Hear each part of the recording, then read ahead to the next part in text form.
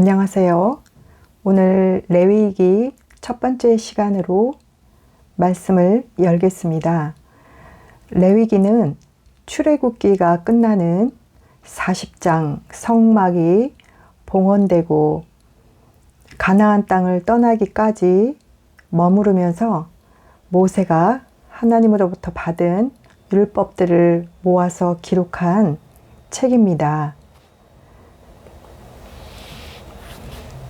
레위기의 역사적인 배경을 먼저 살펴보면 1월 15일 애굽에서 출발하여 2달 만에 시내산에 도착한 그들은 그곳에서 하나님과 언약을 맺고 약 10개월 머무르면서 하나님께서는 모세를 통하여 율법을 주십니다. 그리고 그들에게 하나님이 거하실 성막을 만들라고 해서 그들은 약 5개월 반에 걸쳐 성막을 제작하고 그 이듬해 1월 1일에 성막을 완성하게 됩니다. 그리고 50일 후에 가나안 땅을 떠나기까지 그 50일 동안 하나님께서 출애굽기에서 다 표현하지 못한 율법들을 모세를 통하여 기록하게 한 것이 바로 레위기입니다. 레위기는 시내산에서 이스라엘 백성과 하나님이 언약식을 하였죠. 곧 결혼식과 같은 거죠. 그 언약한 백성과 하나님과 서로 사랑하며 그렇게 지내자고 하나님께서는 언약식 이후에 잘 지낼 수 있는 백성들의 그 율법을 주셨죠. 그리고 하나님은 이제 산에만 계시는 하나님이 아니라 이제 그 백성들 한가운데에 내려오셔서 그들과 함께 동거하며 그들의 모든 삶 가운데 하나님께서 인도하시겠다고 하면서 하나님이 거할 집, 거할 성소를 만들라고 해서 성막이 만들어졌던 거죠. 이렇게 성막이 완성된 후에 이제는 어떻게 하나님과 만나야 될지 성막과 관련된 그리고 언약 백성이 지켜야 될 여러 가지 율법들을 레위기에 기록해 놓았습니다. 레위기가 율법으로 구성되어 있어서 우리가 다소 읽기가 어려운 점도 있지만 그럼에도 우리가 레위기가 얼마나 중요하고 모세 오경의 중앙에 위치하여서 정말 레위기를 우리가 그 의미를 알아야 예수님께서 우리를 위하여 구속하신 그 의미도 알 수가 있습니다. 그래서 레위기에 나타나는 그 제사의 이미지를 사용하여 주님께서 이 땅에 오신 목적을 가르치셨습니다. 인자에 온 것은 섬김을 받으려 함이 아니라 도리어 섬기려 하고 자기 목숨을 많은 사람의 대속물로 주려 함이니라 라고 말씀하셨습니다. 우리를 위하여 대속물로 자신을 드린 예수 그리스도의 그 구속의 의미가 우리가 레위기를 잘 공부하고 그 말씀을 깨닫게 된다면 우리가 그 대속의 참된 의미를 더 발견할 수 있을 것입니다. 두 번째는 하나님과의 언약 관계를 유지하기 위한 그 방법으로서 하나님께서 주신 말씀이 바로 레위기입니다. 그래서 레위기는 하나님의 언약 백성이 그 백성답게 어떻게 하면 살아갈 수 있는지 삶의 모든 문제에 걸쳐서 세밀하게 하나님께서 답하여 주신 것입니다. 그러므로 우리는 레위기를 잘 알게 되면 구약뿐만이 아니라 신약까지 이어지는 성경이 구약이 신약을 향하여 예수 그리스도를 열어가는 그 예수 그리스도를 우리가 알 수 있는 열쇠가 또 레위기에 있기 때문입니다. 레위기의 주제는 거룩입니다. 거룩하다는 것은 성스러운 그런 의미도 있지만 구별된다는 그런 의미가 있습니다. 그래서 하나님의 백성들이 다른 이방인들과 구별되어져야 되고 하나님이 11장과 19장을 통하여 이렇게 말씀하셨습니다. 내가 거룩하니 너희도 거룩할지어라. 우리가 하나님과 동행하려면 거룩하신 하나님을 닮아가야 되기 때문에 레위기에서는 하나님께서 그 백성들을 향하여서 나를 닮아가라 하면서 거룩을 강조하십니다. 레위기의 뜻을 보면요. 1절에 그리고 그분이 부르셨다라는 말이 있습니다. 레위기의 원어의 뜻이 이렇고요. 제사장에게 해당하는 것의 의미가 있습니다. 레위기는 거듭 이야기하지만 어려운 율법의 묶음집이 아니라 어떻게 하면 언약 맺은 하나님과 잘 살아갈 수 있을지 우리의 삶의 문제에 관한 법들을 하나님께서 사랑의 마음을 담아 기록하게 한 것입니다. 레위기는 27장까지 있는데 크게 두 가지로 나누어 보았으면 좋겠습니다. 전반부 1장부터 16장까지는 하나님의 언약 백성인 제사장 나라로 살아가는 방법, 하나님께 나아가는 길에 대하여 얘기하고 있고 17장부터 20장 후반부는 거룩한 백성으로 유지해 가며 하나님과 동행하는 그 길에 대해서 말씀을 하고 있습니다. 1장부터 16장은 자세하게 살펴보면 1장부터 7장까지는 하나님과 우리가 가까워지고 죄로 물든 인간들이 하나님 앞에 나아갈 수 있는 방법을 제사에 의해서 나아갈 수 있다고 해서 제사에 관한 규례들을 말씀하십니다. 8장부터 10장까지는 그 제사를 드리는 주관하는 하나님과 백성 사이를 중재하는 제사장들에 대하여 제사장 제도를 설명하고 있고 11장부터 16장까지는 거룩한 백성들이 더러워지면 하나님과 함께 할 수 없으므로 정결하고 부정한 것이 어떤 것인지에 대한 규례를 통하여 하나님의 거룩한 백성으로서 우리가 어떻게 정결할 수 있는지 삶의 부분에서 말씀하고 계십니다. 레위기는 제사장들에게만 준 책이 아니라 이스라엘 모두를 향한 책이라고 기록하고 있습니다. 1장부터 7장 제사에 관한 규례들이 나오는데요. 1장부터 6장 7절까지는 같은 제사에 대해서 이야기하지만 백성의 입장에서 말씀을 하고 있고 6장 8절부터 7장까지는 같은 제사를 얘기하고 있는데 이번엔 제사장의 입장, 관점에서 말씀을 하고 있습니다. 그래서 계속 같은 말을 중복하는 듯한 우리가 말씀들을 읽을 수 있는데 이런 관점으로 읽어보시기를 바랍니다. 제사는 범죄한 인간이 거룩한 하나님께 나아갈 수 있는 방법을 하나님께서 은혜의 방편으로 열어주신 것입니다. 오늘날로 따지면 예배요, 기도요, 하나님과 모든 하나님과 가까워지는 그런 것들을 구약시대 때는 제사를 통해서 한 것이죠.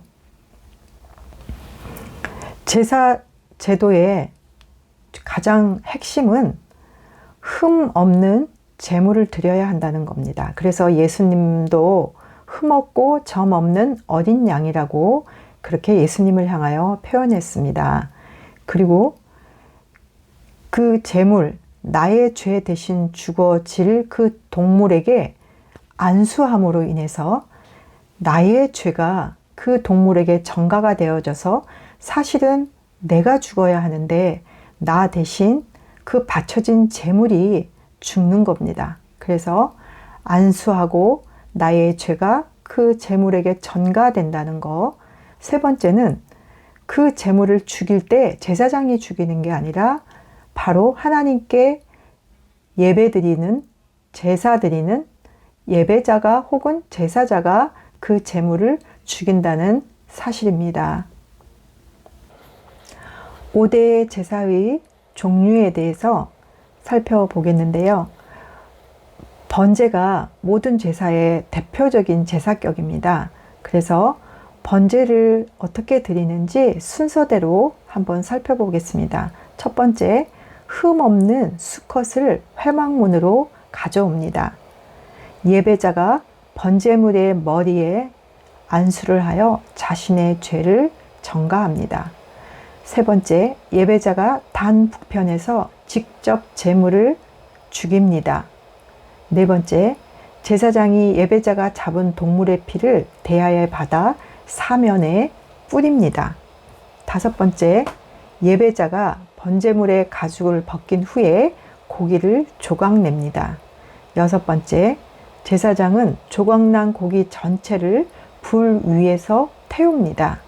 일곱 번째, 예배자가 동물의 지저분한 내장과 정강이를 물로 씻습니다. 여덟 번째, 제사장이 깨끗이 씻긴 내장과 정강이를 불에 태웁니다. 이게 번제를 드리는 통상적인 과정입니다.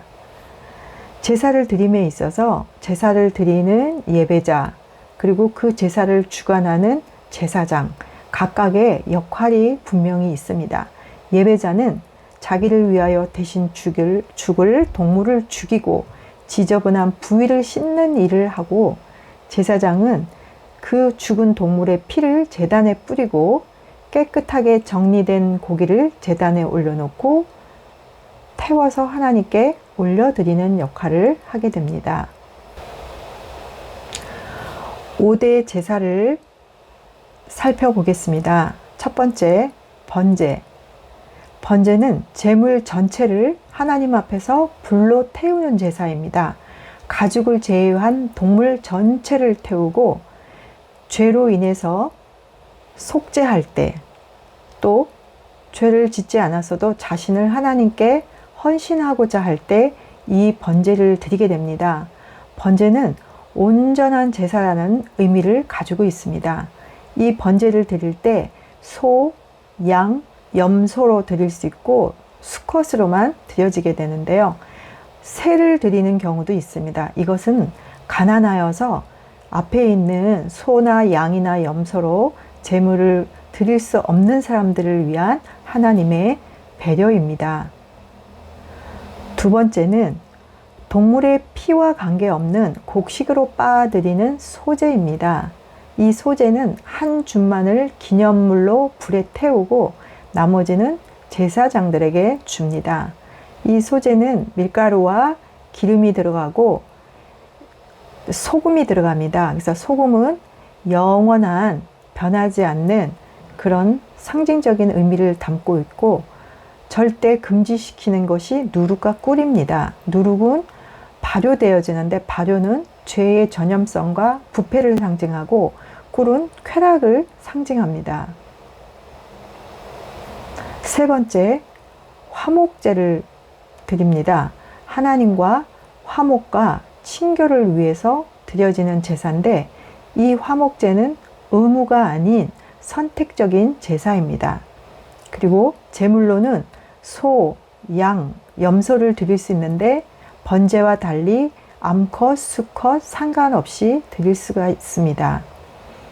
그리고 예배자가 이 제사를 드린 이후에 이 제물을 먹을 수가 있습니다. 그리고 주변의 친지들과 함께 이 제물을 같이 먹습니다. 그래서 이 화목제에는 화평하고 친교를 하는 그런 의미들이 담겨져 있습니다. 네 번째, 속죄제입니다. 번제나 소제나 화목제 모두가 그 제사에 속죄의 의미가 포함되어 있습니다. 그래서 속죄제는 정결케 한다라는 의미가 있어서 정결제라고도 생각을 하면 좋을 것 같아요. 하나님이 거하시는 성소를 정결하게 하여서 하나님이 늘 그 백성 가운데 거하실 수 있도록 하는 것입니다. 이 속죄제는 그 드리는 예배자의 신분에 따라서 제물이 다르고 또 드려지는 제사 의식이 다릅니다. 그리고 다른 제사와 좀 구별되는 것은 핏뿌림의 의식이 있다는 것입니다. 다섯 번째, 속건제입니다. 속건제는 우리가 살아가는 동안 부지불식 중에 우발적으로 고의 없이 저지른 죄에 대한 제사로 특히 손해를 배상할 수 없을 때 드리는 제사입니다.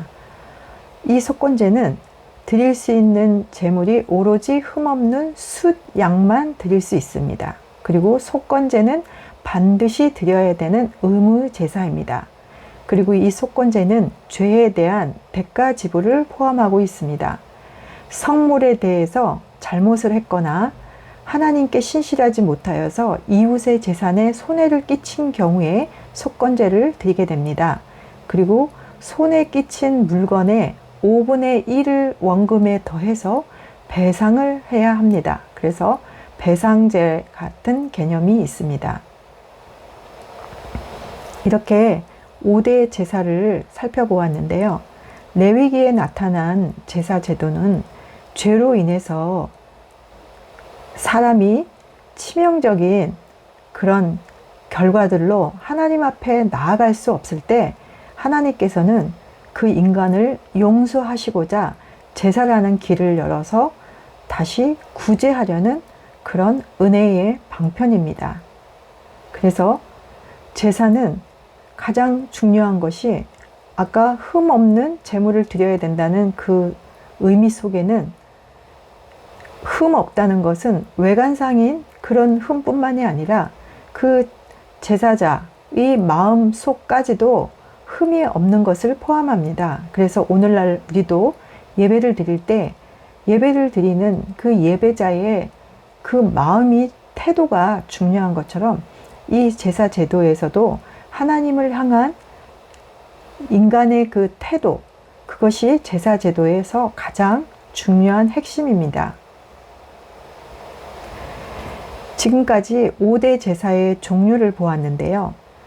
지금 말씀드리려는 것은 그런 제사의 종류에 따른 어떤 방법으로 드려지는지 제사의 방법을 얘기합니다. 그래서 4가지가 있는데 화제는 불로 태우는 것을 말합니다. 거제는 높이 들어 올려서 드리는 제사고, 요제는 위, 아래, 옆으로 흔들어서 드려지는 제사입니다. 그리고 전제는 포도주나 감람류 같은 것을 다른 제사 드릴 때 쏟거나 부어 드리는 제사입니다. 그래서 전제는 다른 제사를 드릴 때 같이 드리는 제사입니다. 이제 6장 8절부터 7장 38절에 앞에서 얘기한 이런 5대 제사 이야기가 또 반복이 되어집니다. 이것은 제사장들을 위한 제사 지침입니다. 그래서 백성들과 하나님 사이에서 중재하고 하나님의 명령을 받들어 제사를 드릴 직접 실행할 그 제사장들을 위한 세부 지침들이 이곳에 기록이 되어 있습니다. 그리고 8장부터 10장까지는 이제 하나님께서 제사장을 세워서 그 제사장들이 제사를 어떻게 드려지는지 제사 제도의 설립, 그리고 제사장으로 세워지는 위임식, 이런 내용들이 기록되어 있습니다.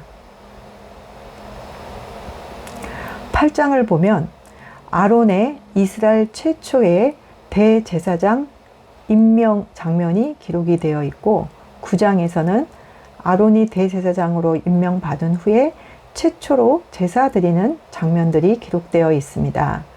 10장은 아론의 4아들 중에 나답과 아비후가 하나님이 명령하지 않은 불로 제사를 드림으로 그 자리에서 죽는 그런 사건이 기록되어 있습니다. 제사장이 하나님의 명령에 불순종했을 때 이렇게 죽는 놀라운 경고를 통하여 백성들을 인도하고 제사를 주관하는 제사장들에게 더욱 성결하고 거룩하기를 원하시는 하나님의 마음이 담겨져 있는 하나의 사건이었습니다.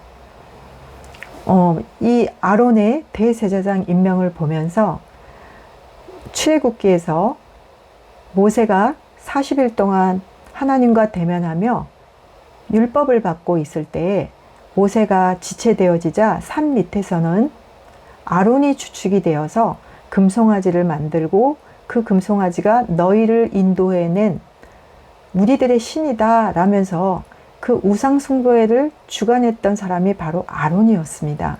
그런데 지금 레위기에서 하나님께서 아론을 대제사장으로 임명하는 사건을 보면서 정말 우리 하나님은 부족하고 허물 많고 실수투성이인 사람들조차도 선택하시고 하나님의 사람으로 변화시키고 하나님의 귀한 일들을 맡긴다는 것을 보면서 마음에 큰 위로가 되었습니다. 우리들도 부족하고 또 과거에 지은 죄들도 많이 있을 수 있지만 우리가 하나님 앞에 자백하면 하나님은 미쁘시사 우리의 죄를 기억지도 아니하시고 흰눈보다 더 희게 하여서 우리를 하나님께서 다시 사용하신다는 놀라운 하나님의 사랑과 은혜를 다시 한번 볼 수 있는 장면이기도 했습니다. 오늘 레위기 1장부터 10장에 걸쳐서 하나님의 거룩한 백성으로 나아가기 위해서는 범죄한 인간들에게 제사 제도라는 것을 통해서 다시금 회복될 수 있도록 하나님이 방편하신 제사 제도를 살펴보았습니다. 다음 시간에는 이제 그 뒤를 이어서 우리가 그 거룩을 어떻게 유지해 나아갈지 말씀을 살펴보는 시간으로 다음 시간에 만나 뵙겠습니다. 감사합니다.